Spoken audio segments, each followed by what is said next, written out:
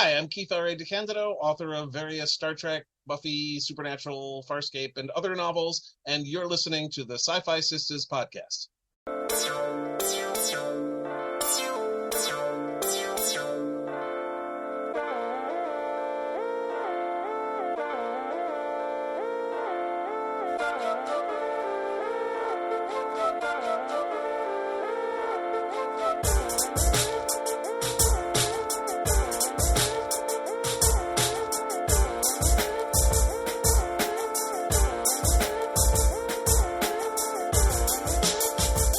Hey everybody, welcome to the SyFy Sistas podcast, where we give you our point of view. I'm Tamia Harper, and today I'm joined by my sisters, Sabrina Wood. Whoop, whoop. And Yvette Blackman-Tom. Hello. Hello. And we have a super duper guest with us today. We're really excited. This has been a while since we've had him on. If you've read a Star Trek book lately, chances are you've read his work. If you've read a Buffy the Vampire Slayer tie-in, or Doctor Who, or Supernatural, or Andromeda, or Farscape, Jesus, man, the list goes on. And Leverage and Spider-Man. I mean, can you get it? This man is of the body, as they say. He is one of us. We are talking about none other than writer extraordinaire Keith R.A. DeCandido. Welcome to the show. Woo! Thank you. By the way, it's pronounced DeCandido. DeCandido. Yes. Candido. Okay, everybody gets it wrong. Yeah, no joke, because Right. I've been saying it wrong forever. Right? Like, how many years have I been following you? And that's how it was in my head. That's fine. I spent my entire life correcting the mispronunciation. I will spend the rest of my life correcting the mispronunciation. Okay, you know what we I have resigned myself to this fact. Every time your name is written, you need to have a little thing that says pronounced. DeCandido. Well, that makes so much more sense. Yes. Okay. Well, welcome. Thank you. We're really, It is good to be here. Yeah, thank you. We're really excited to have you here. We're going to talk, folks, today about all things Discovery, because if you didn't know, Keith is an expert extraordinaire. Yeah, come on, you know it. You know it all. He does these amazing episode reviews on Tor.com, and if you haven't read them, please go to Tor.com and read some of them, because they're really engaging and they're a lot of fun, and you really pick out a lot of great stuff. But you know, it's Disco's anniversary this month. You know, and, you know, so we wanted to talk a little bit about Disco, and then you have a short story tie-in, correct? Yes. Tell us a little bit about that. So Star Trek Explorer, the magazine, that is now being published quarterly by Titan, that ties into Star Trek. One of the things, the main difference between this and the previous iterations of various Star Trek magazines that there have been over the years, like Star Trek, there was Star Trek Communicator, there was just Star Trek, the official magazine, and a number of others. This current version of it has original fiction in it. Ooh. Each issue has 2 stories, and then there's also a digital supplement that only goes to subscribers that has 2 more stories in each issue. So you get 4 stories every 3 months. And I've already written 2 stories that have already come out. One for the digital supplement of issue 7, which was a Deep Space Nine story. And then a Voyager story that was in issue 8, which just came out as we record this. And the next issue 9, which will be out toward the end of 2023, is going to be the first time they will have a Discovery story in the magazine. Up till now, all the stories have been featuring the older shows. Mm-hmm. And this is the first time one of the Paramount Plus shows is going to be represented. And what it's going to be is basically the backstory for President Rillick. So as some of you may know, In 2005, I wrote a Star Trek novel called Articles of the Federation. Yes, you did. We did. know that. Which was a year in the life of the Federation president, specifically the year following Star Trek Nemesis, where, among other things, President Nanbako had to deal with the fallout of the Romulan Senate being turned to pixie dust and the guy who turned them to pixie dust being blown up. So, and all sorts of other stuff. Basically, it was an inside look at the Federation government, which we've never really seen on screen. We've seen the inner workings of the Klingon government, of the Romulan government, of the Bajoran government, of the Cardassian government, but never the Federations. Just mentions of occasional appearances of a president, references to a Federation council, and so on. So I did a very deep dive on that. So when they made the Federation president a recurring character on Discovery, I was jumping up and down and dancing. And I really wanted a chance to write this character. And the Explorer proved to be the perfect place for it. I did a story called Work Worth Doing, which comes from a Theodore Roosevelt quote about talking about how the best thing you can do in life is to do work worth doing. And it gives a little bit of her backstory and how she wound up running for president and becoming president and so on. Oh, that's gonna be cool. That was fun. I really enjoyed the hell out of that, and was honored that I get to be the first Discovery story in the magazine. I've got another story coming out that is nominally a Discovery story, but it also is going to tie into Enterprise, Strange New Worlds, the original series, Next Gen, Voyager, Picard. I think that's it. Yeah. Oh my God! Wow. And Enterprise. If anybody could do that, it'll be you. I know. Yeah. It's. I mean, like I said, it's primarily a Discovery story, but there's bits of those other parts, other shows in there as well. So when does that come out? Sometime next year. Sometime next year. Okay. I don't remember. I've got that, and I did another one, which is there was a Voyager episode where there was a throwaway reference to a couple of Ferengi that tried to break into Fort Knox. Yes, I remember that story too. Yes. That should be interesting. I would love to see. Yeah, I want to see that. Oh my God! I want to read that. Yes. I'm looking forward to that. Both of those are going to be out sometime next year. I don't remember. Yeah. Not only do I want to read it, they'll be out in Explorer. Yeah, they'll be in the magazine. Okay. Titan has been doing. I don't know if they're going to continue doing them. I know they have been putting out collections of the stories that have been in the magazine in anthologies.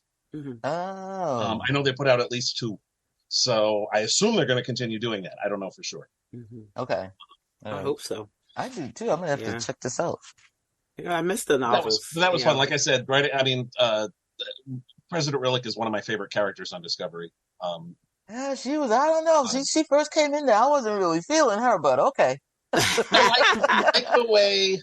There was a great line actually that Admiral Vance had, Odette Fair's character, about how she's the conductor. Yeah. Yeah. And that Vance is the percussion and Burnham is like the French horn or something. And they only have to pay attention to their parts, but she has to see the big picture, which I loved. Because it's true. There's true. And I like the fact that she's not just being portrayed as an annoying hidebound politician. That was definitely one of my favorite things about that.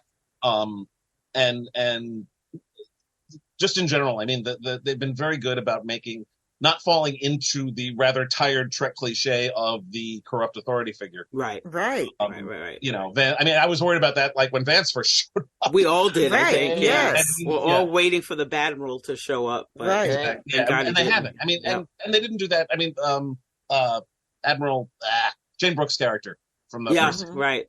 I'm blanking on the character's name, but that she was also Cornwell. Yeah. Cornwell. Thank you. She was also, a good, strong authority. That was my girl. That was my girl, we loved her to death. She's but Vance and Rillick and Tarina, for that matter, are all really good, strong authority figures. Who they have. Sometimes they have their own agendas, and it's different from, that of our main characters, but I like the way the relationship between Rillick and Burnham developed over the course of the season in particular. It to the point where they were working really well together during the contact with species. Yeah. Season. But that was really well. I love that you're right, those political portrayals that they have are really realistic, and it's like more, a little bit more West Wing, so, it's like West Wing in space a little bit, but I mean, they're just more three-dimensional human beings as opposed to pastiche, like I'm a politician characters, Yeah, or just someone who's ineffectual until our hero steps in to save the day, the way J.R. Shayna was on Deep Space Nine. And like Deep Space Nine, yes, right, exactly. Oh, the original Trek had the worst people. Every time somebody showed up in the Federation in original Trek, they were just totally useless. Oh. It's always like young adult fantasy, right? I mean, it's like because there's always it's like the authority, like the subordinate or younger person, it ends up being smarter than all the adults around them, Yeah. Although it's funny, there's one character in the original series, Commissioner Ferris in the triple one, Galileo 7. I was rewatching that because in addition to the reviews of the new shows that I've been doing for Tor.com, I've also for the last 12 years been doing rewatches of the older shows. Mm-hmm. I did Next Generation, then I did DS9, then I did the original series. A couple years ago, I did Voyager, and I'm in the middle of actually almost toward the end of Enterprise right now. Mm-hmm. And when I was watching the Galileo 7 again, I'm watching this and I'm like, no, I'm on Ferris's side here. They're supposed to be taking medicine. They had to go. And Kirk pauses to basically stare at a quasar for a few hours, and I'm like, what the hell? Right. The script is written in such a way that Ferris is this obdurate bureaucrat, but he's trying to get medicine to sick people. Right. What the hero's supposed to be doing? Right. What the? Yeah. But and then there's Ambassador Robert Fox, who was a complete tool. So that guy. Oh my God! He even looked like he was a tool the minute he walked on. He's going to be a problem. The minute he walked on. Ay. So you did. Did you finish up to where we are now? Your recaps. I mean, your reviews of Disco, each season of Disco. Are you there? Yeah, the reviews all come out when they all go live when the episode goes live. Mm-hmm. In fact, I'm. So right. I mean, I'm doing. I just did a review of the new Lower Decks episode. We're recording this on a Thursday, and the new Lower Decks episode that debuted today. My review also went up today. So sweet. I've been. Those have all been very timely, and that's deliberate. The whole point of having the reviews is to have them up when the show goes up as well. So yeah, I've written about every episode of Disco that's been out so far. So let's just start with the real general. Let's start out here. We can bring it in. Disco's cancellation. What your thoughts, your feelings around it? I'm glad they got 5 years out of it at least, but and from what I was told, I got to meet a couple of the cast members at Trek Long Island last year. You guys were there too. Mm-hmm. And Doug Jones mentioned that they got enough warning that they were able to do a proper ending in the final episode. So, yeah. Which is nice. I mean, I would rather it went on longer, but it had a good run. And the economics of streaming services are so completely screwy. And so I mean, we just had two so strikes. they say. We've had two strikes over the screwiness of it. Yeah. So yeah, I mean, I'm obviously disappointed because it's a show I like and I would like to see it go on. But it's also, I think this is a good run for it, and assuming the fifth season lives up to especially the second, third, and fourth seasons, then it'll be a good run. I mean, I honestly, looking at the final seasons of Next Gen and Voyager and Deep Space Nine, where it was obvious that they were running out of gas, less so on DS9, but although even then, there's a certain amount of fatigue that sets in when you're working on a show for so long, and I think quitting while you're ahead is sometimes a better way to go. That's the point. Having said that, I'm hoping that, I'm assuming they haven't actually formally said this, but I'm assuming the Starfleet Academy show they're developing is also going to be in the 32nd century. Yeah. And hopefully, right. Hopefully. That's what we're hoping. Yeah. star Mary Weissman and focus on Tilly. In which case, we'll hopefully see more of those characters, at least some of those characters. Yeah, I said that before. I'm so glad they did that. We will be getting, because we need to keep. I was scared that they were going to get rid of Discovery, and then we wouldn't have that century. We wouldn't have anybody in that century anymore. But if they're going to have Starfleet Academy, at least, some of those people can be on that show. Right. Some of those characters could be on that show, or we could go back and see Burnham every once in a while, no matter, what she's doing or whoever. But I didn't want to lose those characters. And of all the eras to do an Academy show in the post-Burn Federation, I think, is the most interesting. Absolutely. I totally agree. Yeah. I'm really want to see that show. Definitely. I mean, that's the meat of it, Yeah. And there's so much more to explore of what's happening in the 32nd century. One of my absolute favorite things they did was establish Ni'Var. Yes. And then Spock actually, succeeded. Yes. Right. It was centuries after he died. Yeah. Which I adore that. And I love all the story possibilities that opens. It's funny. I didn't realize this until I forget. I think it was when I was writing the overview of the third season, that of the 5 founding worlds of the Federation, the only one that was still in the Federation when Discovery showed up in the 32nd century was Tellar. Tellar, yep. Yeah, Earth was out, Ni'Var was out, Andor was out. Yep. Tellar was the only one. Yep. And they were the most cantankerous ones. They stuck with it from the beginning. They were cantankerous. But it's always them, right? It's always the troubled child that'll stay with you. As a tribute to that, glad everybody was gone. Yeah, that's what it was. In my short story, in my Relic short story, I had the previous president that she replaces, in essence, be a Tellarite. Oh, that's right. He was a Tellarite. Min, was that? Well, no, they didn't establish one way or the other. Oh, you didn't establish. Yeah. Okay. So I had actually been a very old Tellarite woman who'd served like 5 terms, and she didn't run for re-election because it's like, the burn's solved. This is going to be a hell of a lot of work. I'm old. I'm tired. We need someone else. Okay. Okay. That's pretty cool. And she's the one who convinces Relic. Okay. I can't wait to read this story. Yeah. I can't wait. I'm ready to read it. I'm dying for it to come out. I know, right? Come out. I love tie-ins. So you've done a review for each season of Discovery. Like, what, in your mind, which ones were the standout seasons for you? Honestly, I mean, thus far, obviously. The only one I wouldn't rate high would be the first season, and that was at least partly due to the behind the scenes turmoil, because they went through, as did the second season, they kept going through showrunners the way most people go through underwear. But I think I would have to choose season 4 only because it is in so many ways the most purely Star Trek season of any of the shows. I mean, this is what I point to whenever I hear some idiot online saying, "Oh, the people running Star Trek, they don't understand Star Trek." They absolutely understand Star Trek. Yeah. The season was about seeking out new life and new civilization and boldly going where no one has gone before and all that crap. Yeah.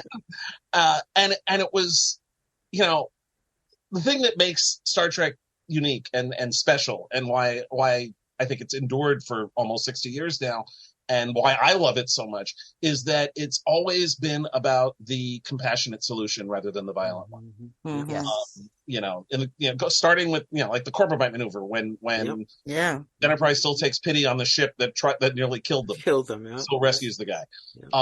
Yeah. The Dominion War ended because Odo returned to the Great Lake, not because of any military superiority or any big battle that was won, but because Odo did a nice thing. Yep. The burn was reversed because they rescued a 100-year-old kid. Yeah. And season 4 of Discovery embodied that beautifully. That it was figuring out a way to talk to a very alien species, and and finding a way to work together, through talking, through understanding, through compassion rather than through violence. And all of it, that whole season was just the perfect embodiment of what Star Trek is about. Yeah. I love that scene where they had to vote. I mean, that was just one of the best scenes ever, when they had to decide what we are going to do as the Federation, and everybody had a say. And that was, they made it dramatic. Like, oh my God, we're seeing the tally coming up and this backfighting and all kinds of deal makings on the side. It was great. Mm-hmm. Yeah.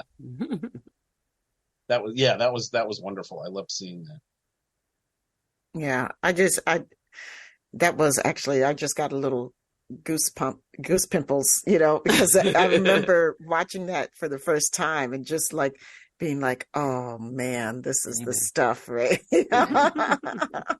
Having said that, I also loved seasons 2 and 3 for their own reasons. I loved season 3 just because it moved things forward.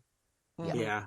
It's Star Trek has been at its best when it moves forward, and one of the things that I was very grateful for in 2020 was that we finally got that.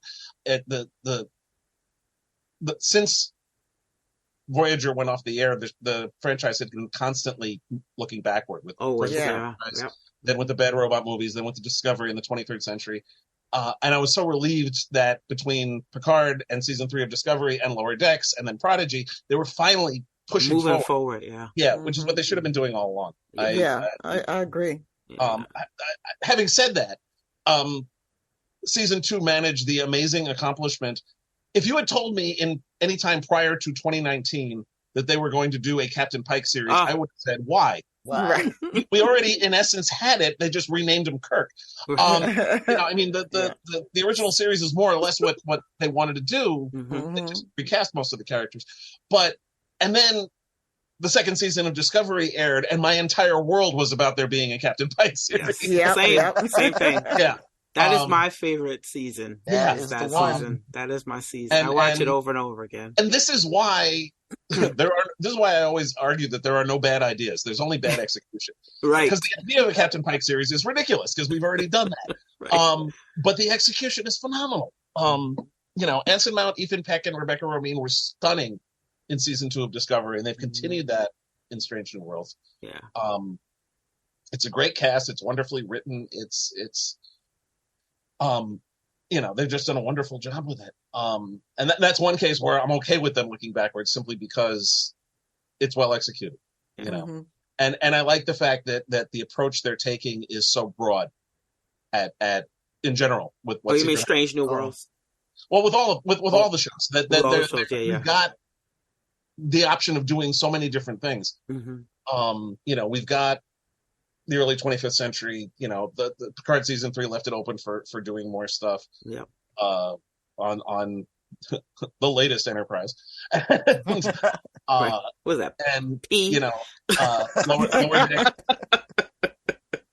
Lower decks, and if they ever bring Prodigy back, which I hope they do, is exploring other things, and then you've got Stranger Worlds doing some interesting recontextualizing of the 23rd century, and then you've got Discovery in the far future, and hopefully the Academy series. There's so many different storytelling possibilities, and it used to be that the tie-in fiction was the only ones doing that. Yeah, exactly, exactly. And I like the fact, and you're seeing this in the Star Wars franchise too, where they're using, they're exploring so many different time periods and areas of the fictional history. It's funny you said that. That's actually what I'm doing now is watching and rewatching the Star Wars just timeline. I'm like just going through the whole thing because I've watched the 3 movies that really count. I mean, right. I mean, honestly, they're the only ones that really count. But I'm now because I want to watch Ahsoka, so I just feel like if I don't watch the other stuff, I'm missing out on stuff. So Clone Wars is absolutely. I just finished it. Brilliant. Do you know I was sitting over here going, no, over a cartoon. So good. It was so. I just finished. Clone Wars is more or less what the prequel trilogy should have been. Yeah, it should have been. It should. They should have just put that out because you really didn't need that other stuff. But it was fantastic. Yeah. So Bad Batch, I'm trying to get through Bad Batch right now. I mean, I'm behind. I have to. Yeah. Bad Batch. I love Bad Batch. Our first season is done. It was a lot. It was a bit much because I think I was still trying to recover from that last season of Clone Wars. Yeah, well, so I mean, good. yeah, I feel like a break would have been necessary. I needed a break. But their animated world is just so on point. Yeah. I mean, the storytelling is fantastic. I mean, there are things they did where I didn't expect that from a cartoon. You know, I mean, the storyline was intriguing, and they did things that, you know, most, not even cartoons, but live action just won't do. You know, so I was like, this is good storytelling here. I like it. I like it a lot. But I digressed. I'm sorry. Yeah, I was going to bring up Star Wars. Back to Star Trek. Don't have to. One of my questions for you, Keith, was, you know, just looking at all of this that you've written and the fact that you even created your own universe. How do you keep all these universes straight? Yeah. Like when you're writing for them. An infinite capacity for useless trivia, I guess. I don't know. It's all stuff I enjoy. You know, I mean, there's a certain amount of immersing yourself in it that you have to do when you start. Like for example, when I'm writing, I have an original series, my Precinct series, which is a series of a mix of epic fantasy and police procedural. Yeah. And every time I write a new book or a new short story in that world, I sit down and I reread the whole freaking thing that I've done just to get the character voices into my head, to remind myself of what happened, because I'm not necessarily going to remember. You know, and even when I'm doing a tie-in work, I'm gonna rewatch episodes that, at least, if not necessarily all of them, like with Star Trek, I can't do that, but I will rewatch episodes and movies that are relevant to what I'm doing. Okay. You know, like for example, when I wrote the Rillick story, I sat down and I rewatched seasons 3 and 4 of Discovery, just to make sure I didn't forget anything. And especially season 3, because I needed to get a feel for what the Federation was like right after they fixed the burn, and where that, you know, and what kinds of things they'd be dealing with, and also the time during the burn, because I was doing flashbacks to when Rillick was younger. Okay. Her as a teenager working for her father's cargo ships, and then later when she was working as a diplomat. So I had to sit down and rewatch that, and I always do that whenever I'm starting up a project, is immerse myself in what it was, in what material I've got. You know, Tommy mentioned I did Leverage and Andromeda, and in both cases, you know, when I sat down, even if it's something I've already seen, Supernatural too, I sat down and I watched everything that was available at the time that I wrote them, just to get the character voices into my head and get the universe settled in there, you know. And it's the same thing with my own universes, because I've got several. I've got the Precinct is the biggest, but I've also got a couple of urban fantasy series going, one set in Key West, one set in New York. I'm about to start writing another urban fantasy, which I hope to be able to formally announce soon. It's going to be it's called Supernatural Crimes Unit. It's going to be a division of the NYPD that deals with crimes involving magic and monsters. So it takes place. Okay. What? Okay. So it takes place in contemporary New York. Oh, that's for me. Yeah. I was like, oh, wait. Okay. Wait. Especially Keith, he knows. Because I hate when awesome. people not from New York write about New York, because New Yorkers always like, no, that's not correct. And it's always little stuff, but yeah, I can't wait. That'll be good. Yeah, I you can always tell when somebody does what I refer to as the Google Maps version of the city. Exactly. Yep. Yep. I'm like, that is not the way to get there. Or they get the details right, but not the feel, you know? Yeah. Right. Especially when they're trying to say we're traveling to get it. I'm like, no New Yorker would do that. That came from Google Maps. There's no way you would get on that road to go there. I love it whenever somebody who's supposed to be local refers to Avenue of the Americas. It's like, no, that's 6th Avenue. Oh my God. You are not a tourist. Even I know that. I had to think twice, like, what the hell is that? Yeah. I'm like, oh yeah, right. That's what it's called. Only on the sign. Oh, it's funny. I was doing when I was doing a supernatural book that took place in the Bronx, actually. Because I try to write the outer boroughs wherever possible because thank you. I appreciate understand that there is more to New York than Manhattan south of 125th Street. Thank you. Or Brooklyn. And Brooklyn, yeah. Right. If they want to get really edgy, they'll do Brooklyn. Yeah. But my one of my urban fantasy series takes place specifically in the Bronx. But I also my first supernatural book had the boys coming to the Bronx dealing with some Edgar Allan Poe themed killings that were happening, and I involved the Poe Cottage. Over on Grand Concourse. That's pretty cool. And one of the things I realized I can't have when I'm in the point of view of Sam and Dean, they're not from New York, so they are going to call the streets what they're called on the map. Right. I had to actually call University Avenue Martin Luther King Jr. Boulevard because that's what somebody. Like, even though I don't know anybody who calls it that, it's still University Avenue to most always. People. You know? Because I'm like, is that true? Yeah. But somebody coming in from out of town is depending on a map. Yes, they're gonna call it whatever it says on the maps. Well, it's always, like you said, it's always nice to have people who are from your location actually writing your location. I mean, I live in D.C. Yeah, I can't imagine. Constantly misrepresented. I mean, and part of that is because we're supposed to be like, like if you watch shows like NCIS or something, which is hilarious to watch this show and live here in this city. And they'll show shots of like Georgetown or something, which is, all like these old colonial looking houses and, brick down by the waterfront and stuff, but they're going to call it Adams Morgan, which is a completely different neighborhood. Oh my God. All the way across town, and like they do that, they do that type of stuff purposely, like misinformation campaigns, like also depends on what locations. I mean, they film in Los Angeles for one thing, so exactly, like Toronto and like Toronto. Even the shows that film in New York, sometimes like they'll say that like this is a bar in a street in Brooklyn. It's like, no, that's in Riverdale, Bronx. I know that's right. It's always Riverdale. It's always Riverdale. But that's also I love, and I don't mind that because at least.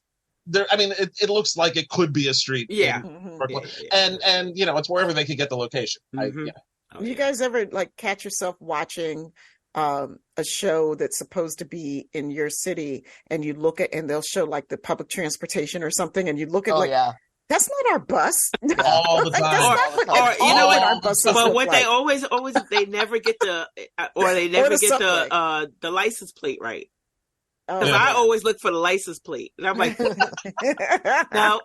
that was not here. They always get the metro stations wrong and the DC ones. My favorite was one time on Castle, which of course filmed in LA. Yeah. They had somebody who was on trial and they freed him from the courthouse by landing a helicopter next to the courthouse and freeing him that way. And my first thought was, one, there's nowhere to put a helicopter near the courthouse in Manhattan. No. We'll let that one go. However, since 2001, if you fly a helicopter anywhere near the courthouse, which is remarkably close to where the World Trade Center used to be, you're going to have a couple F-14s up your ass. Yeah. Right, exactly. Well, first of all, you ain't landed. Yeah. You ain't landed Not there. One piece. Yeah. Exactly. Yeah. You won't even make it across. No, I'm like, Oh, that's all New York. And I think the thing that I think people when they make movies, they don't realize how they are traumatizing New Yorkers by always destroying the city. Yeah. There's monsters. I'm like, why? Why do you keep destroying our city? Didn't we do enough? Gorillas on top of shit. Everything. Just please stop. And then, we all survived 9/11. Please stop. It started with King Kong and Godzilla and kept going. It just kept going. I was like, oh, come on. Talk about a digression. I love it. Yes, I love it. very much. But yes, I try to write the New York that I actually live in. One of my favorite books that I've written. You mentioned I did Buffy the Vampire Slayer books. My favorite of the 3 Buffy books that I did was called Blackout, and it focused on Nikki Wood, who was the Slayer that Spike killed on the subway in 1977. Oh. Who was basically. What I wrote was, if Buffy the Vampire Slayer had been created in the 70s by Gordon Parks instead of Joss Whedon in the 90s, this is what it would have been. Nice. It was because the character was deliberately created as a tribute to, Foxy Brown and Cleopatra Jones and all those characters. And I had so much fun writing her. I was writing my childhood. I was 8 years old in 77. Yes. And I lived, I lived through the blackout. The blackout. The blackout was that year, right? Yeah, that was, and I made that part of the story. Mm-hmm. I was in Pennsylvania. Damn. Oh no! You were on the East Coast. It was like the blackout. It was a fascinating night. I was actually in Central Park when it happened, seeing a play. We were in the theater, and the lights went out in the middle of a song. Mm. And of course, the show must go on. So the woman who was singing finished the song, without a microphone anymore. But she finished the song, and then they told us all to leave. Wow. Go home. Yeah, because the lights, the whole city was out. We narrowly missed a large brick being dropped on our car as we drove home. Wow! And, oh my God. Yeah, that was fun. But I really want to read that story. I have to look up that story. What's the name of that story? It was called Blackout. It was Blackout. Okay. Buffy novel. It had Spike on the cover. Spike coming to New York to hunt a Slayer. I have him going to CBGB's to try to catch the Ramones. Nice. CBGB's. And I gave Nikki's full origin story. Fighting vampires and monsters and stuff. And there's a gangster vampire who works out of Harlem named Reet Weldon, who's of course pretty much a vampire version of Bumpy Johnson. And oh my God, more or less. And, that's funny. So that was fun, and I had a lot of fun with that. And Reddy Drusilla was also fun too, because she's completely batshit. But but that was, it was like I said, it was like writing my childhood. And I love doing that. And I love writing stuff that takes place in New York generally. And I've come back to it quite a bit. I've actually, I'm talking with Eastbeck Books, who publishes my Precinct books and some other stuff I've done, about doing a short story collection specifically of my New York themed short stories. Oh, that'd be great. That'd be real nice. Yeah. I would love to read that. I like that. Now, let me ask you a question about you said you had a Precinct story. Can you tell us the Precinct? It's a series of novels and some short stories also. The first book is called Dragon Precinct. Okay. And it takes place in a medieval fantasy setting, your classic D&D Tolkien style sword and sorcery setting with humans and elves and dwarves and wizards and magic and stuff. But the main characters are detectives who solve crimes, the members of the Cliff's End Castle Guard, who are tasked with maintaining law and order in the city-state. So the stories are police stories, with murder mystery type stuff. But the setting is, right out of your average D&D game. Oh. So there's the mind of Keith. 6 novels. I know, it's like medieval forensics. I can't wait. Yeah, right. Forensics is basically handled by a wizard, but of course, as it should be. But there's Dragon Precinct, Unicorn Precinct, Goblin Precinct, Griffin Precinct, Mermaid Precinct, and Phoenix Precinct. Manticore Precinct still to come. And also a short story collection called Tales from Dragon Precinct. There will be another short story collection, which I have imaginatively titled More Tales from Dragon Precinct. And that'll be out in a year or two. Okay. You can't waste time with titles with the way you're writing. I mean, more. Right? Right. I'm like, this man is a writing fool, man. I'm just trying to get my head around this. I have to. If I stop writing, they stop paying me, and then I have to get a real job. Right. And no one wants that. Well, I I have a question because I read a little bit about you and I realized here that you were brought up by two librarians. Your family, you come from a family of librarians? Yes, yes. I find that really like just classic. I mean, so tell me a little bit about how you became a writer, how this all started. What was your home life like that you came out to be this incredible, machine? I mean, books were a part of my life from jump. My parents read to me constantly when I was a kid, and then we would read stuff together when I could read things on my own, and they gave me stuff to read. A lot of what they gave me to read when I was too young to know better was The Hobbit and Ursula Le Guin's Earthsea trilogy. Get out. Robert Heinlein's YA books, and also P.G. Woodhouse's Jeeves and Wooster stories. Nice. Pretty much they're not playing, right? And I also got into reading superhero comics at a young age as well, and that was a big part of what formed my writing career in a lot of ways. But the first thing I wrote was when I was 6. It was a little book, about an 8-page long book called Reflections in My Mirror. I did it on construction paper in summer camp. It's terrible. I was 6, but I still have it. It's on a shelf over there. I keep it around to keep me humble. And, that's how it all started. Yes. But I've always wanted to make stories. Like, people ask me, when did you want to become a writer? It's like, I don't know. It was always there. The desire to create stories has always been there. I wrote a really, really, really bad Star Trek novel in high school, which might be on a 5 1/4-inch floppy disk somewhere. I may have finally thrown it out at some point when I moved. I don't know. It could be buried in a box somewhere in the house. But it was awful. And I started another science fiction novel in high school that was even worse, and I never finished it. But I also wrote for the high school paper and for the high school literary magazine, and then worked for that kid. Paper at Fordham. It was just called The Paper. The Paper. Yes, all lowercase. Fordham. At Fordham University. Yeah, that's so original. Yes, class of 1990. Go Rams. Sorry, Sabrina. I wasn't gonna start it. Sabrina. Go Saters. Oh my goodness. Ooh, I don't care about the sports teams that much anymore.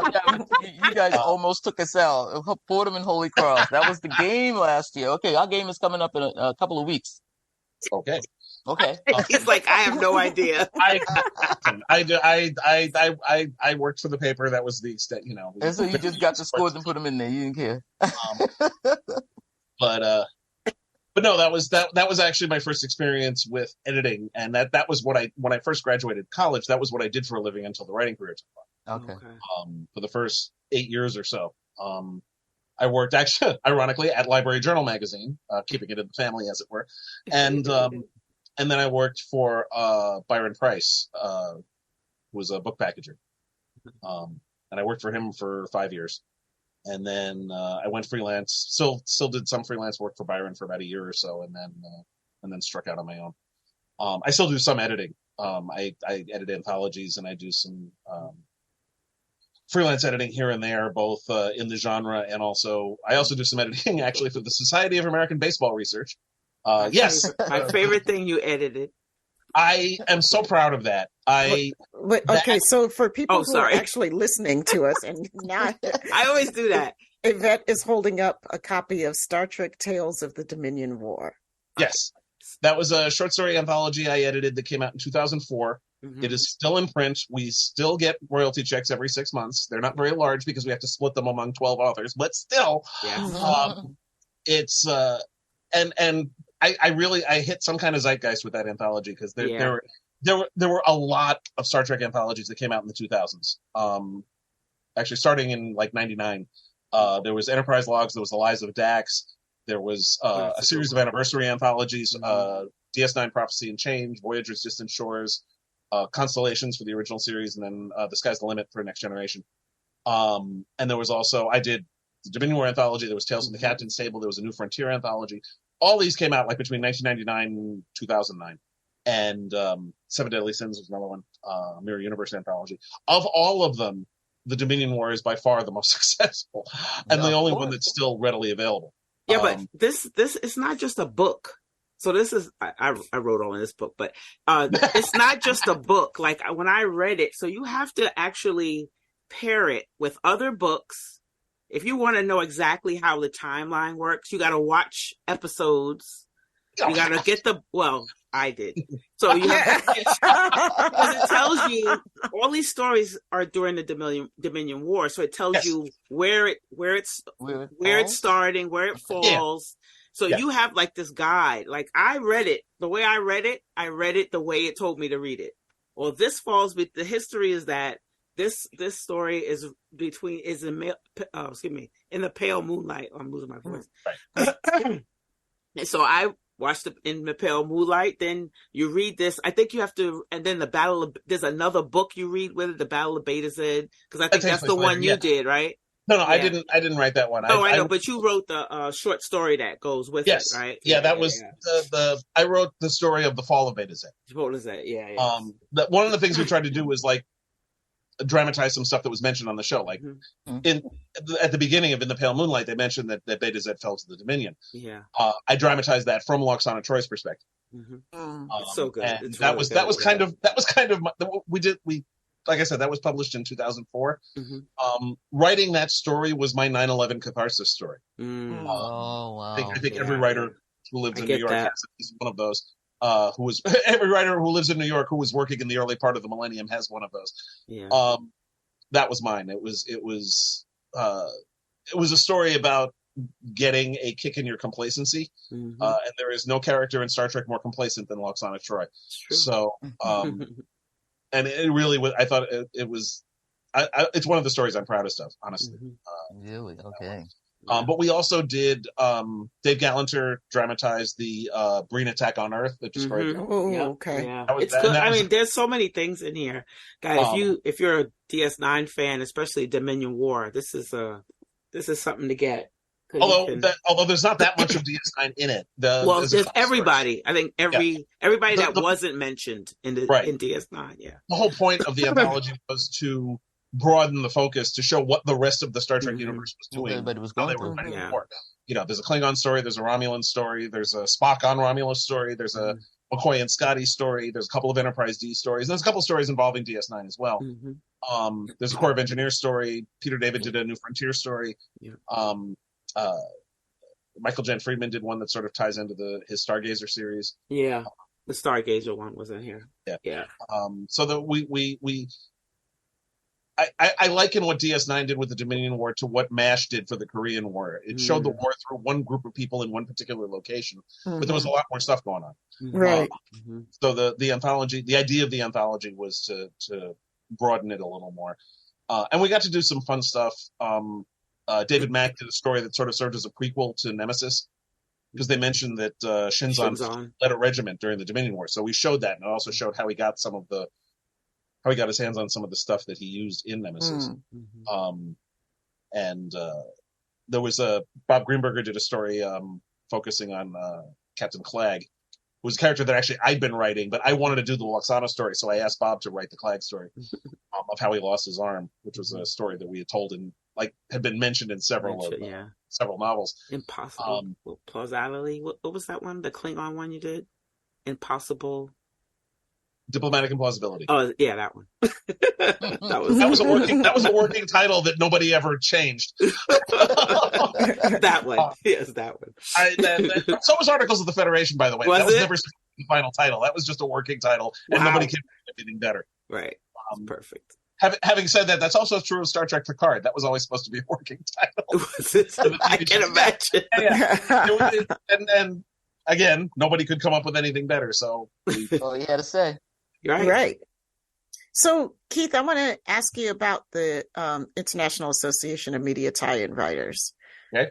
Because you guys do a lot. You put out a lot of work there. And are you are you chairing it right now or something? No. I'm just a member. Okay.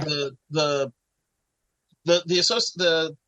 IAMTW was formed in the early 2000s by Max Allen Collins and Lee Goldberg. Currently, Jonathan Mayberry is the president, and Rigel Allure is the vice president. And they're it's basically trying to do for tie-in writers what SyFy does for science fiction and fantasy writers, and what the HWA does for horror writers, and the MWA does for mystery writers, and so on. Just having our own organization and our own awards, and just advocating for ourselves, and networking for each other, and helping each other out. There's the group has been helpful in particularly for some people new to tie-in fiction to deal with some bad contracts occasionally. And just a resource for us to help each other out. And we've put out a couple of anthologies, and there's more coming. Great. Because I love the ones that I have. We had a lot of fun with those. The first one, Turning the Tide, was a fun little thing with public domain characters, and then Double Trouble was team ups of classic characters, and we had Jonathan Mayberry and I put that one together, and we had so much fun with that. I think my favorite was David Mack's story, which closes the anthology, which was teaming Prospero with Don Quixote. Oh wow! Oh my god! Yeah, and Dave took it the extra step, because the bits from Prospero's point of view were written almost in iambic pentameter. I mean, it was still prose, but he tried to keep everything with the rhythm of iambic pentameter. And then the parts from Don Quixote's point of view, he wrote in the more flowery style of most of the translations we have of Cervantes' work. And then there's one scene from Sancho Panza's perspective, and that is in Dave's normal style. But it was beautifully done, and there's a lot of really good stories in there. Kevin Anderson teamed up Captain Nemo with Frankenstein's monster. I was just thinking of that one. That was a brilliant story. Yeah. Wow. What's the title of this? What is the title of that one? It's called the anthology is called Double Trouble. Oh, Double Trouble. Okay. The subtitle is an anthology of two-fisted team-ups. Captain Nemo. That's one of my Kevin favorite Anderson stories. The Nemo Frankenstein story. Delilah Dawson had a story that teamed Lydia Bennet from Jane Austen's Pride and Prejudice with Lord Ruthven from John Polidori's The Vampire. So it's basically two very different British aristocrats from the 15th century. Derek Tyler Attico not paired, actually. It was a three-way team-up. There was Jekyll and Hyde, Dracula, and John Henry. Oh, yes. Okay. Yep. It was so good. That was I remember that one, yeah. And my story was I paired basically two badass immortal African women. Aisha, who is the title character in H. Rider Haggard's She, which is a Victorian era book about an immortal woman who rules a secret nation in Africa called Kor. And the one change I made was that in Haggard's novel, she's a white woman. And it's also, like many 19th century works, it's written as Haggard presenting an account that he found in a box somewhere, so it's somebody else's account of it. So I basically decided that Haggard changed the original to because his Victorian audience would not accept a woman of color ruling a nation. Okay. So that story was brilliant. And I teamed her up with a goddess from the Yoruba pantheon, Igungannoya. Oh, I've actually written in another story. She's a supporting character in my Bram Gold books. So, nice. Okay, so that was fun. She's a great character. I have them teamed up in 2017 Philadelphia. Okay. And it's really weird to me. I'm writing all these titles right, me down. too. I'm looking at it, and I'm like, wait a minute now. Like, slow down. Hold on. I need to find this one. What was weird writing it was that it was really in essence a period piece, and it was only 6 years ago. But it was but the fact that it very deliberately takes place in the first year of the Trump administration. That's an important and amidst all the rather creepy things that were happening during that year. Yeah. So I want to cut your head open right now and look in there. I mean, pulling stuff out. I'll take that. I'll take that. I'll take that. I'll take that piece. The Double Trouble anthology, like I said, that was huge fun to do, and like some of them were like, big name character, like Rigel Allure teamed up Marion of Sherwood with Annie Oakley. Some of them were a lot more obscure. Dayton Ward pulled these two comics characters from the 1940s that like only appeared like 4 times each. Of course. One is Captain Battle, who is a World War I vet who was trying to stop another war from happening, at which he was less than successful. And then Blackout, who is an Eastern European scientist whose town was bombed by Germans while he was performing an experiment, and it gave him superpowers because it was the 40s, and that's what happens. And that's all it took. And together they beat up Nazis, which is right. Always a good thing. But James A. Moore pulled a couple of pulp characters out of obscurity. One of whom was very obviously a first draft of the Shadow.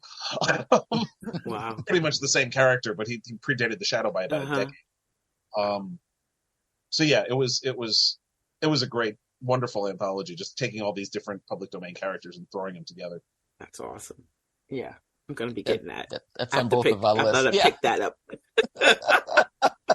Oh yeah, I got mine at Shore Leave. From whatever your online book dealer of choice is. Say again. It's available from whatever your online book dealer of choice is. I appreciate you. And I also am bringing copies to conventions I go to. So okay. That's what Sabrina. To me, that's where you got yours from Shore Leave, right? Right. I got mine at Shore Leave. Yeah, that was where we launched the book, actually. Oh, okay. Yeah. Awesome.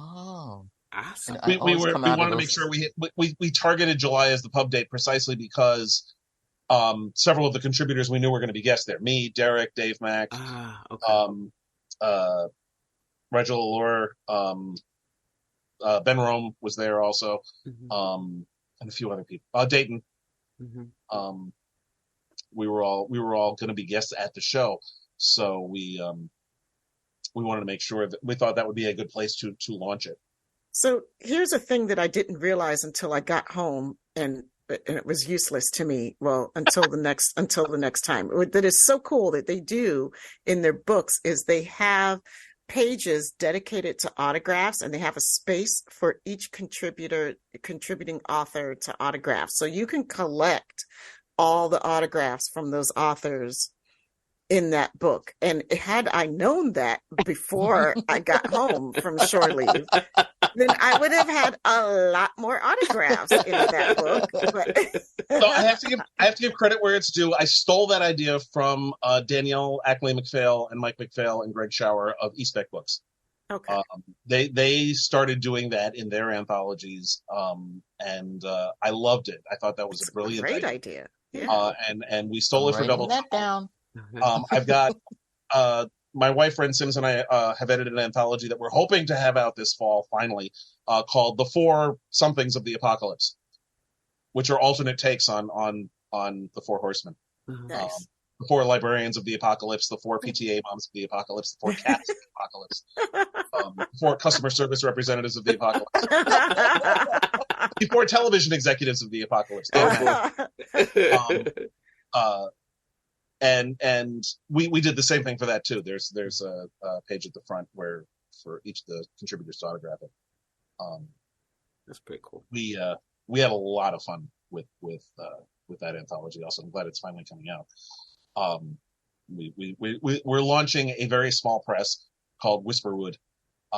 Hey, starting congratulations on that. Don't congratulate us yet. It hasn't completely happened. It'll happen.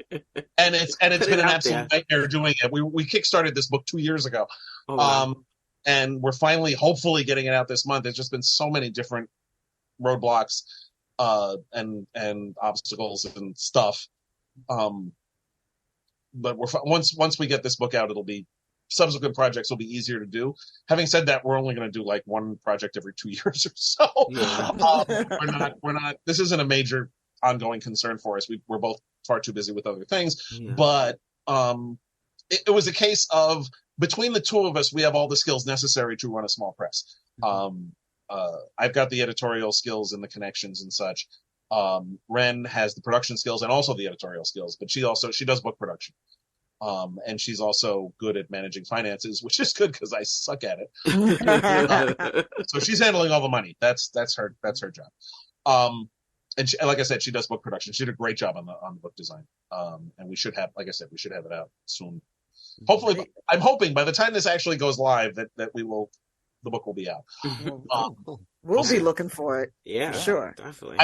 My story for that was the 4 septuagenarians of the apocalypse. Oh, nice. The title of the story is "What Do You Want From Me? I'm Old." I'm old. It's another one that takes place in New York, actually, and it was inspired by here in my neighborhood in the Bronx. There is a deli which has a couple of benches out front, and there's always 3 or 4 old people sitting there hanging out, to the point where during a community meeting one time, somebody pointed out that we don't have a proper senior center in the neighborhood. The closest we have is the bench in front of Sean's, which is true. That's our senior center. And so I riffed on it. That's funny. Oh, I love that. I got, 4 old people sitting in front of a bodega on 206th Street. I love it. Oh my goodness. Okay. I could really talk to you all night, because I remember even at Shore Leave, we started talking about one of my all-time favorite shows on earth, which was Leverage. And we had a lot of fun. And I mean, if I start going into Leverage stories with you, man, we're going to be on here forever. Always come back. How many Leverage tie-in things have you written? Just one. There were only 3 Leverage novels altogether. Okay. Matt Forbeck wrote one, which was called The Con Job, which actually took place at a large comic convention. I did The Zoo Job, which took place both in Boston and also in a made-up West African nation. I'm gonna test your Boston book. Involved a very small zoo in central Massachusetts that was supposed to get their hands on an endangered rhino, and it disappeared. And so the Leverage team has to figure out how to find the black rhino and get it back and save the zoo. And then the third one is by Greg Cox, who, a name you should be familiar with as yep. Star Trek novels. He wrote The Bestseller Job. He wrote about publishing scams. Nice. And the Leverage people, basically. And I actually, when I was trying to come up with pitches to pitch, when I got the opportunity to do so, I was trying to come up with a story for publishing scams, and I couldn't make it come together, so I pitched this thing instead. So I'm really glad Greg did it, because I thought that's the sort of thing that absolutely is perfect for the Leverage team, and I knew no TV writer would get it right. Mm-hmm. Because the television writers and movie writers know nothing about book publishing, and they prove that every single time they write about it.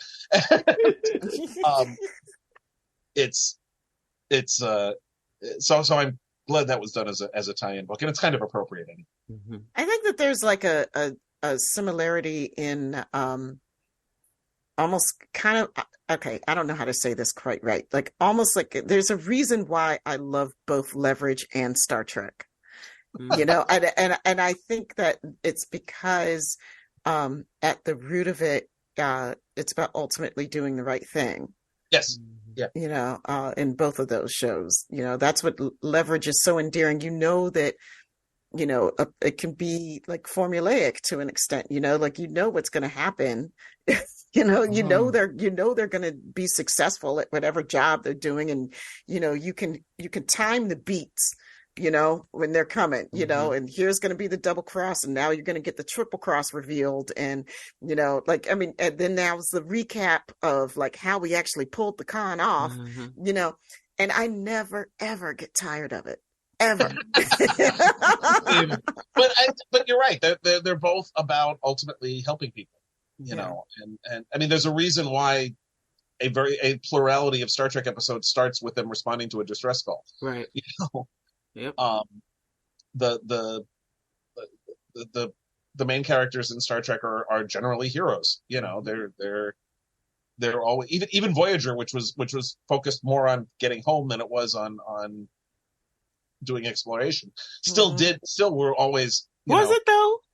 What? Was it though? It depends on which episode you watch. Sometimes it was, sometimes it wasn't. I think they could have got home a lot sooner if they would have just kept going. Yeah. But I like the fact that they never turned their back on people who needed help either. Right. That they like counterpoint when they basically serve as refugee transport for telepaths trying to escape a totalitarian regime. Which was perfect. Yeah, that's so Star Trek. That their willingness to do that. But yes, I have some issues with Voyager. Although I am glad I rewatched Voyager because I hated it when it first aired. And rewatching it again when I wrote about it for Tor.com, which I started in 2020, which was also the 25th anniversary of the show, which is one of the reasons why I did it then. I'm glad I did that because I appreciate it more now than I did 30 years ago. Yeah. But it 25 years ago, whatever. Math is hard. But there are still aspects of it that annoyed the crap out of me, and part of it was the inconsistent. It's like, are they exploring this region or are they trying to get and whether they were not dependent on the needs of that week's plot, right? Which was kind of maddening. I mean, it also turned out to be I started it in January of 2020 just because, like I said, that was the 20th anniversary, and then the world ended 2 months later, and it proved to be one of the most valuable things for me, and also for a lot of the readers as well, knowing that even though the world was going completely crazy around us, that every Monday and Thursday we had the Voyager rewatch at least. Yeah. And it was something of a comfort. Yeah, so I think. I'm sorry. Go ahead. I was going to ask you okay. Sorry. Like rock, paper, scissors. Hey. I know, right? Rock, paper, scissors, Spock. When you do your rewatches on Tor.com, can't people like interact with you? Is like is there, you can message back and forth or on there's those? A comment section. There is a comment section. Okay. Yeah, and unlike most comment sections on the internet, this is an actual good one. The Tor.com is one place where you can read the comments. They're generally pretty heavily moderated, so trolls don't last particularly long. And the discussions there are actually quite civilized and interesting for the most part. So yeah, and I try to participate in them where applicable. But yeah, no, the comment sections there are pretty good, and there are some episodes that have had ridiculous numbers of comments. Like Darmok for TNG had a lot. Tuvix had a ton. Tuvix just mentioned it too. Oh, Lord. Yeah. And for Strange New Worlds, Ad Astra per Aspera had a lot of time. Yeah. With good reason. Yes, instant classic. Oh yeah, definitely, most definitely. Speaking of classics, I just wanted to know before we even wrap up, what are you looking forward to see how Discovery ends? Because I think no one's talking about Discovery. They're talking about it's going to end, but what do we want to see? What do we want the ending to be like? I don't know. I mean, honestly, the way I want it to end is with them going off on their next mission. One of my favorite endings to a TV show was the 90s show Hercules: Legendary Journeys, which, despite the fact that Kevin Sorbo turned into a complete idiot in his dotage, nonetheless was a fun, wonderful show. I adored the hell out of it. It was a lot of fun. And I love the fact the last episode ended with Hercules and Aeolus walking down the path, going off to their next adventure, which is exactly the way it should have ended. And that's kind of what I want for Discovery also. In much the same way the Next Generation aired with I mean, yes, it had Picard finally playing poker, but it also they were going off to their next mission.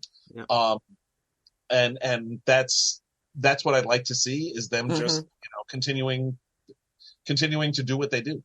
Yeah. Just because we're not watching them every week doesn't mean they're not still out there, doing the whole seeking out new life and new civilizations thing, and rebuilding the Federation. And I'm hoping that's what the season's going to be about. Is more about not the galaxy in crisis again, right?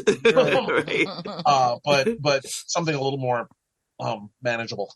Yeah. Definitely want to see them. I want to see more of the Federation. More of them help rebuilding it. I want to see that. Yeah, definitely. Well, Keith, I want to say thank you so much for joining us for your first inaugural SyFy Sistas visit, because I'm sure hopefully we can have plenty more. Oh yeah. Well, there was that Farscape thing you and I talked about. Yeah, definitely. Hells yeah. We got to talk some Farscape, buddy.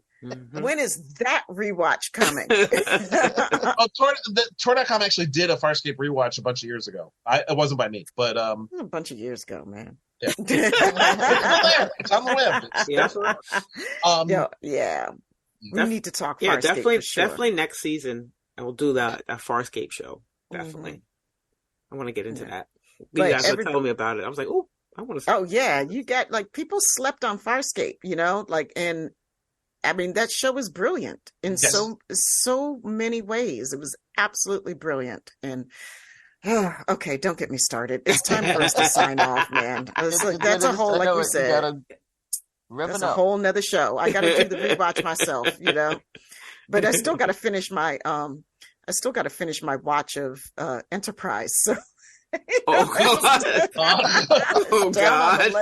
I'm as we record this, I'm watching. I was actually in the middle of watching it when we had to start doing this. Watching Daedalus. Oh wow! With the wonderful Bill Cobb as the guy who built the transporter. That one's kind of that's out there. Spooky. That one's spooky. Yeah. It's like, what is going on? What is happening? In space, and what do it to the brother? Right. Okay. See, I have so much to look forward to. Yes, you do. So before you guys spoil it completely, sorry. For me, it's only been how many? It's only been 30 years. I rewatched Voyager and I gained a new appreciation of it. I was hoping the same thing would happen with Enterprise, and it really didn't. Nope. Shit. Whatever. It is. That's Sabrina's show. I love it. My apologies. Okay. You went to Florida. What am I expecting? Oh no! Wow. Ouch. Okay, you're gonna go there. No, I know it. I'm all about my a little Enterprise Island. You thought you were safe, huh? It just, I am watching it all the way through like this. I am frustrated by their constantly taking the easy way out of everything, and there's just, the show could have been so much more than it was. Oh yeah, had a lot of potential. Yeah.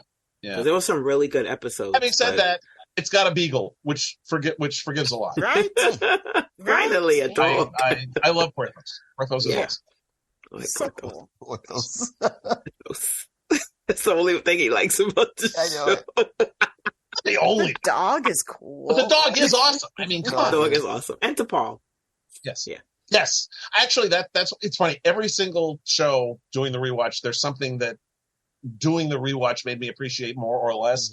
And the thing with Voyager, for example, I was particularly taken by the fact that when given good material, Robert Beltran was actually good at playing Chakotay when he got good material. Didn't happen very often, but when he did really well by it. Same thing actually with Jonathan Frakes. He did. Riker was never my favorite character when I was watching Next Gen the first time. Going through the show again, I really got a good appreciation for what he brought to the part. With Enterprise, he's a great director. Also. With Enterprise, I really appreciated T'Pol a lot more. She's the only grown-up on the ship, for one thing. Right. Yes, exactly. And she's the third consecutive character who moved past the aggressive male gazing of her character by the producers to be a fascinating character. You saw it with Terry Farrell playing Jadzia Dax, with Jerry Ryan playing Seven of Nine, and then again with Blaylock playing T'Pol, where it was obvious they were cast for their looks, at least to some degree. Right. In the case of both Ryan and Blaylock, also costumed with heterosexual teenage boys in mind for the most part. But they all three of them rose very far above that and created really interesting, complex characters. In Ryan's case, she's still doing that character. So yeah, right. I mean, that's been one of my favorite things about Picard is seeing the older Seven of Nine. Yeah, I think you made a comment. I think it was you made a comment that Discovery has a lot of women and they're not sexualized. Like they're, that was me. And it was you. And when you were saying that, I thought about that because, that always gave me that cringe, like with TNG, always had that rapey type of feel to that show. And I mean, they have great episodes, but sometimes I just can't get past that with that show. And Enterprise does the same thing for me. It's just like so creepy at times.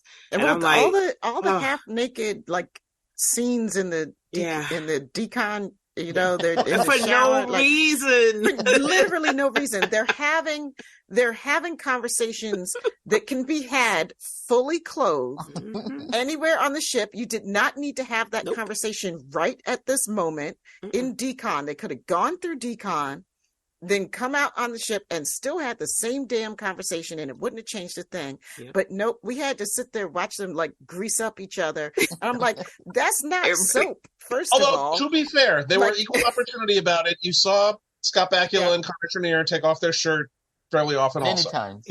Yeah, it's true. Yeah, I mean, if it meant the same thing in our world, doesn't mean the same thing. Come on, take off his shirt. Like, it's not the same thing. If it meant at all the same thing. Now, if they had given me some frontal, like then we might be even. My favorite was one. There was one episode that opened with like four of them, like a bunch of them in decon. You had Sato greasing up T'Pol greasing up Archer, and Archer greasing up Porthos. Right. This is the worst porno ever. Yes, exactly. I'm a dog. Jumping back to Yvette's comment for a second about Discovery, that actually was prompted because that was something that was sort of in the back of my head, and it was actually a comment by my mother that put it in the front of my head. Okay. Because she was the one who was saying how incredibly gratifying it was to her to see so many different women of so many different colors, of so many different body types, of so many different personalities and interests, all working together, and none of them were sexualized. No. And that really, my mother just turned 76, and she grew up in the 50s and 60s, and seeing that meant a great deal to her. My mother also is someone who lists her religion as feminism. So I love it. My girl, I love her. Get your mom on the show too. Right, you can bring your mom next time. By all means, I this did not develop in a vacuum. No, seriously, I owe a lot to my parents. And they always encouraged me and always were good about letting me, find my own way and always helping me do what I do. And they never told me I couldn't do anything. They always made sure I knew what the consequences might be if I did something. But they always made sure I made informed choices, but made my own choices anyway. And still, to this day, have always been there for me, and I'm there for them. We actually live down the street from my parents now. Oh wow! They're both they're in their 70s, so they're young. Some young folks. Not right? Yeah, but they and there's two, they share their house with two other people who actually helped raise me, who are also librarians. The four of them all share the house, and all four of them are in their 70s, and all four of them have various myriad health difficulties. Nothing horrible, but they add up after a while. So having this around is useful. They have each other. And, right. I think that's like, I'm sorry, just to go back to that comment about disco again. I mean, I think that's one of the things that endeared that show to me so much, I mean, yet another reason why it is so hugely important in our franchise, I mean, because it's man, when they talk about doing first, I get, and I'm glad it did what it did, because it pulled a lot of, I'm gonna call them SBDs, the silent but deadly, like, homophobe, racist, little, assholes in our fandom, out of the closet, and expose that shit for what it really is. And, because they were this show is just so amazing on all levels in that way. The word representation to me has become a little bit empty because we use it so much, you forget what it really means, but it means what your mom said. It's like, there were real women in those characters, like real women don't go around all damn day talking about men or doing stuff, just, I said not all damn day, some of us do, like, a good bit of usually the time. Talking about what idiots we are, but yes.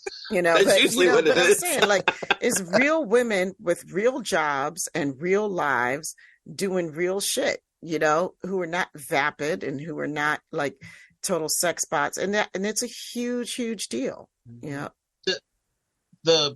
My wife absolutely adores the character of Tilly. My wife is a very smart plus size redhead, and she sees herself in Tilly. She doesn't see herself on TV very often.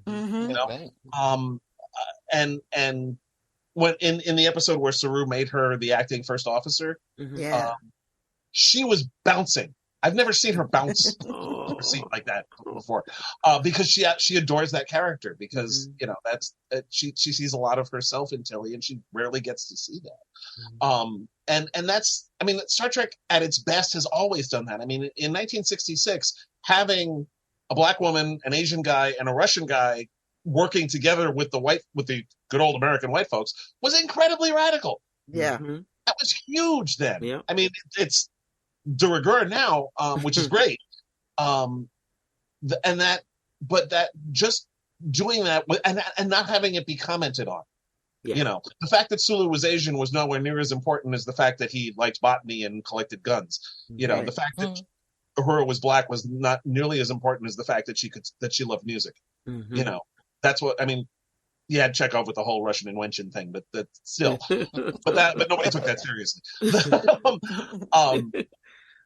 And so that was huge at the time. And like I said, in the middle of the space race when that was on. Yeah. That was like we were enemies, and here he is sitting on the. While it was on the air, you had civil rights fights going on. You had a war in Southeast Asia, and you had a Cold War with Russia. And here is this TV show saying it'll be fine. We'll all be going to work out together. We'll all be working together with the pointy-eared alien guy, and everyone will like it. And then later seeing with Cisco, with Janeway, with Bashir for that matter, and now with seeing Burnham, seeing the new captain of the Enterprise is a queer woman. This is awesome. And the first officer. And the first officer, who is also a woman of color. Yes, and aside from the first episode of Discovery, we haven't seen that. Yep. Right. And honestly, one of the things that pissed me off about the first season of Discovery is that the show I was promised in the first 2 episodes is not what we got. Oh my word! Who are you telling? Who are you telling? Oh my God! And having said that, the actual show they were doing started in episode 3. That the show should have started with the 3rd episode, because those first 2 episodes. What the hell were they, and why they were so unnecessary? Yeah, that should have been a 2-part flashback story done in like the 4th or 5th episode in. Yep. That it was just. I was much more invested and interested in the adventures of Georgiou and Burnham and Saru on the Shenzhou than I ever was in Captain Jackass on the Discovery. Right. And I believe that time should have been spent more so that we could when Burnham does mutiny, it really means a lot more. I mean, More. that's how we would have felt more empathy and more, gut wrenching, as opposed to like watching Burnham and Giorgio like traipsing through the sand. Yeah. And I was much more invested in that relationship. Having said that, I like the fact that we've actually, because in a lot of ways, Star Trek was originally envisioned by Gene Roddenberry, even though he pitched it as Wagon Train to the Stars. It was really Hornblower in space. And one of the fun things about Burnham is that in Burnham's journey, we're seeing something similar to what we saw over the course of Forrester's Hornblower books, which is going from midshipman all the way up to captain. And watching her journey has been a lot of fun. Yeah. And just because we don't see that. Usually we see captains when they're already, they're already in charge and they've got backstory, but seeing her actually work her way up to it's a nice change. And the one thing we haven't talked about, which I do want to mention because we're not only talking about Discovery, is even if Discovery did nothing else right, it gave us the character of Saru, who is like the perfect Star Trek character in so many ways. And I'm not just saying that because Doug Jones is awesome. Although Doug Jones is in fact awesome. He is. But that character is just so wonderful in so many ways. He's the prototypical outsider character that almost every Star Trek show has had, from Spock to Odo to the EMH to Worf to and so on. But he's just such a wonderfully curious and empathetic character.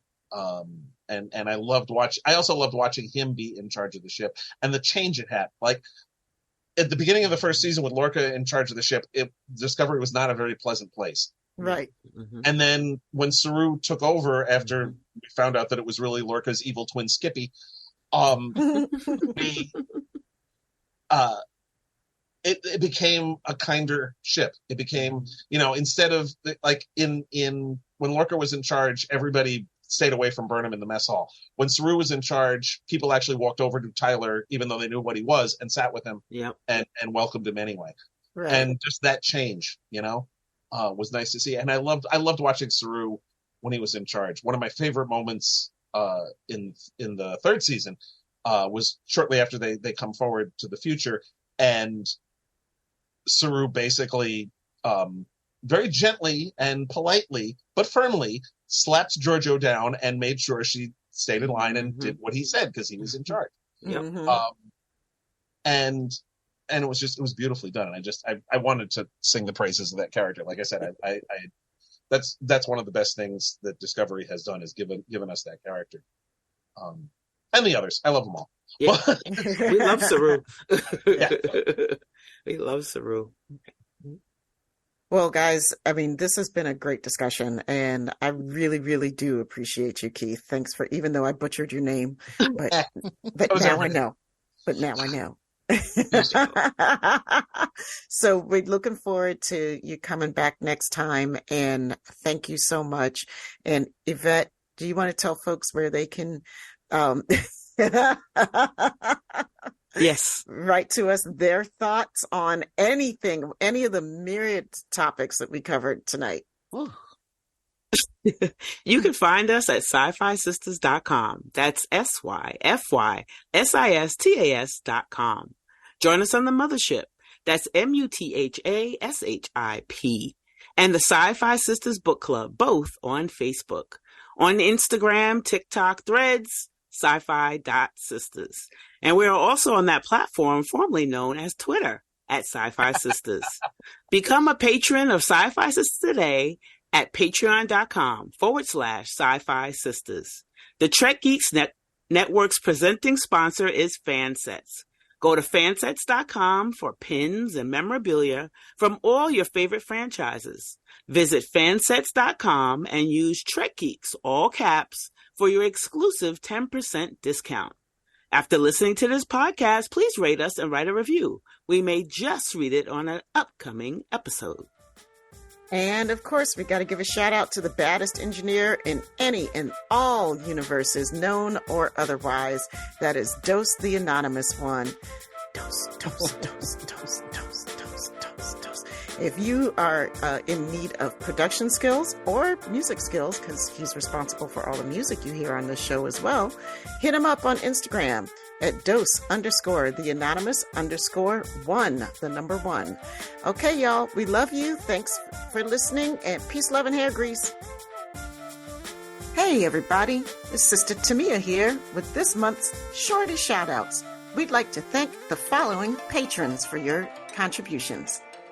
Anna Post, Susan V. Gruner, Muhammad Noor, Anne Marie, Sue K., Karen Dramera, Duffy Boston, Eve England, Dave A. Gregory, Timothy Baum, The Chief Ernesto Castagna, L.M., Howard Hogan, J.R. Poole, Ann Bradley, Scott Jensen, Jamal Taylor, Starbase Centaur 4210 Productions, Stephanie Dole, Sailor Marge, Stephanie Baker, Kaylia Zawacki, Liza Albright, TJ Jackson Bay, Olga Kravchuk, Peter Heisler, Olda Klein, Linda Anderegg, Zakia Graham, Bill Erickson, Mark Richmond, Rita Poussant Nethersall, Kendra Strenad, Rhonda G., Bernadette Garcia Galvez, Holly Smith, and Tara Jefferson. Thank you all so much for your contributions. We love y'all. Peace, love, and hair grease.